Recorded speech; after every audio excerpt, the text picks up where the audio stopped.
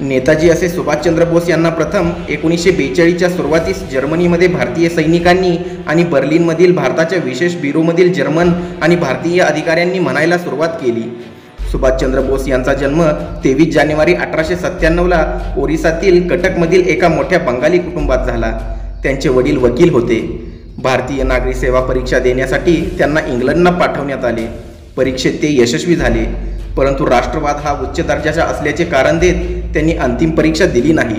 महात्मा गांधी आणि भारतीय राष्ट्रीय काँग्रेस यांच्या नेतृत्वाखालील राष्ट्रीय चळवळीत सामील होण्यासाठी 1921मध्ये ते भारतात परत आले. सुभाषचंद्र बोस हे जवाहरलाल नेहरू यांचे नेतृत्व असलेल्या गटात गेले.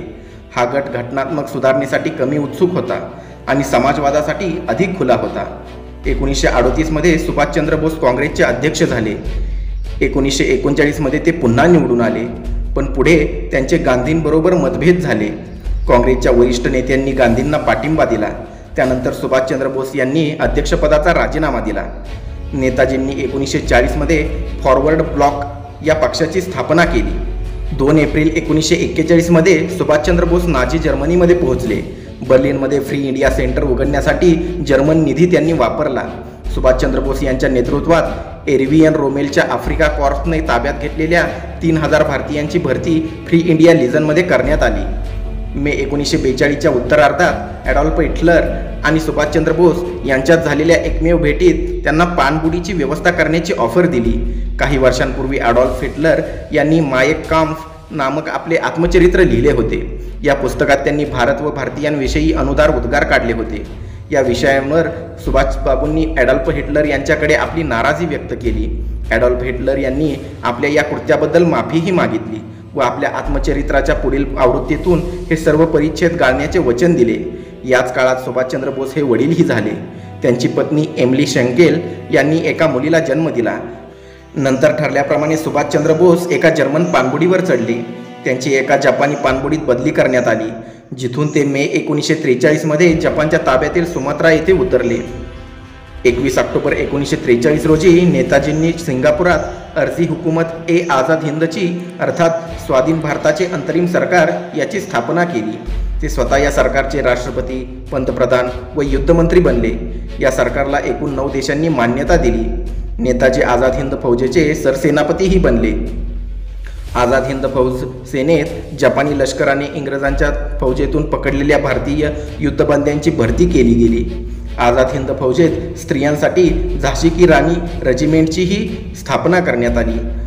पूर्व आशियात नेताजींनी अनेक भाषणे करून तेथील स्थायिक भारतीय लोकांना आझाद हिंद फौजेत भरती होण्याचे तसेच त्यांना आर्थिक मदत करण्याची आवाहने केली. ही आवाहने करताना त्यांनी तुम मुझे खून दो मैं तुम्हें आझादी दूंगा असा नारा दिला. जपानच्या पाठिंब्याने नेताजींनी आझाद हिंद सेनेमध्ये सुधारणा केली, ज्यात ब्रिटिश भारतीय सैन्याच्या युद्धातील भारतीय कैद्यांचा समावेश होता. जपान व्याप्त अंदमान आणि निकोबार बेटांवर भारताचे तात्पुरते सरकार घोषित करण्यात आलं आणि त्याचं प्रमुखपद जपानने नेताजींना दिले. आझाद हिंद सेनेच्या Gandhi brigade, Azad brigade, Nehru brigade, Subhash brigade अशा ब्रिगेड होत्या. सुभाष ब्रिगेडचे नेतृत्व लेफ्टनंट कर्नल शहानवाज खान याच्याकडे सोपवण्यात आले होते. आझाद हिंद सेनेने 18 मार्च 1944 रोजी भारतभूमीवर प्रवेश केला व माउंटबॅटन येथे त्यांनी भारताचा तिरंगा फडकवला. जरी सुभाषचंद्र बोस असामान्य आणि प्रतिभाशाली होते, तरी जपानी लोक त्यांना लष्करीदृष्ट्या अकुशल मानत होते. तसेच त्यांचा सैनिकी प्रयत्न अल्पकाळच टिकला. दुसऱ्या महायुद्धाच्या काळात आझाद हिंद फौजेने जपानी लष्करीच्या साथीने भारतावर आक्रमण केले व ब्रिटिशांना घोर चिंता लागली. आपल्या फौजेला प्रेरणा देण्यासाठी नेताजींनी चलो दिल्ली अशी हाक दिली. आझाद हिंद सेनेने बंगालच्या उपसागरातील अंदमान व निकोबार ही बेटे जिंकून घेतली. ही बेटे अर्जी हुकूमत ए आझाद हिंदच्या अनुशासनाखाली राहिली.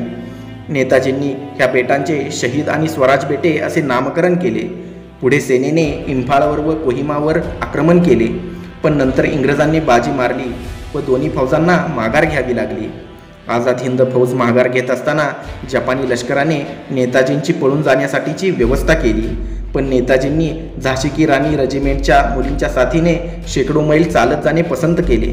अशा प्रकारे नेताजींनी नेतृत्वाचा एक आदर्शच समोर ठेवला. 6 जुलै 1944 रोजी आझाद हिंद रेडिओवरचे आपले भाषण नेताजींनी गांधीजींना उद्देशून केले. ह्या भाषणाच्या माध्यमातून नेताजींनी गांधीजींना जपानकडून मदत मागण्याचे आपले कारण व आझाद हिंद फौज याची स्थापना करण्यामागचे उद्दिष्ट स्पष्ट केले। या भाषणात नेताजींनी गांधीजींचा राष्ट्रपिता असा उल्लेख करत आपल्या युद्धासाठी त्यांचा आशीर्वाद मागितला। अशा प्रकारे नेताजींनी गांधीजींना सर्वप्रथम राष्ट्रपिता असे संबोधले। 1944च्या उत्तरार्धात आणि 1945च्या सुरुवातीस ब्रिटिश भारतीय सैन्याने भारतावरील जपानी हल्ला परतवून लावला। यामध्ये जवळजवळ अर्धे जपानी सैन्य आणि जपानसोबत सहभागी असलेल्या आझाद हिंद सेनेची तुकडी बळी गेली।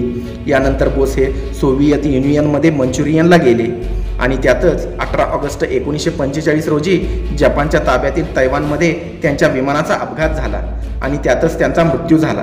काही भारतीयांना या अपघातावर विश्वास बसला नाही। नेताजी भारतात परत येतील अशी अपेक्षा सर्व भारतीय लोक करत होते। स्वातंत्र्यानंतर भारत सरकारने या घटनेची चौकशी करण्यासाठी 1956 आणि 1977 मध्ये 2 वेळा एका आयोगाची नियुक्ती केली। दोन्ही वेळा हाच निष्कर्ष निघाला की नेताजींचा त्या विमान अपघातातच मृत्यू ओढवला होता।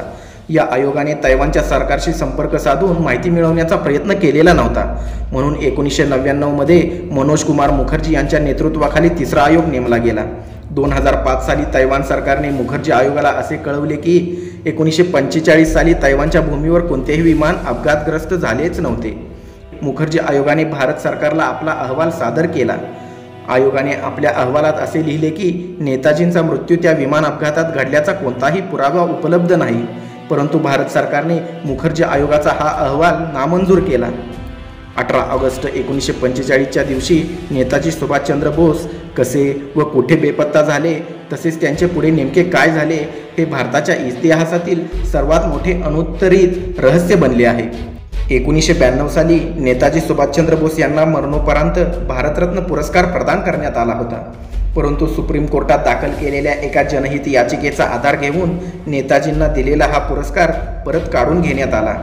त्या याचिकेत नेताजींच्या मृत्यूचा कुठलाही पुरावा उपलब्ध नसल्याने त्यांना मरणोपरांत भारतरत्न पुरस्कार देणे अवैध आहे असा युक्तिवाद करण्यात आला आणि सुप्रीम कोर्टाच्या आदेशाने नेताजींना देण्यात आलेला हा पुरस्कार परत घेण्यात आला।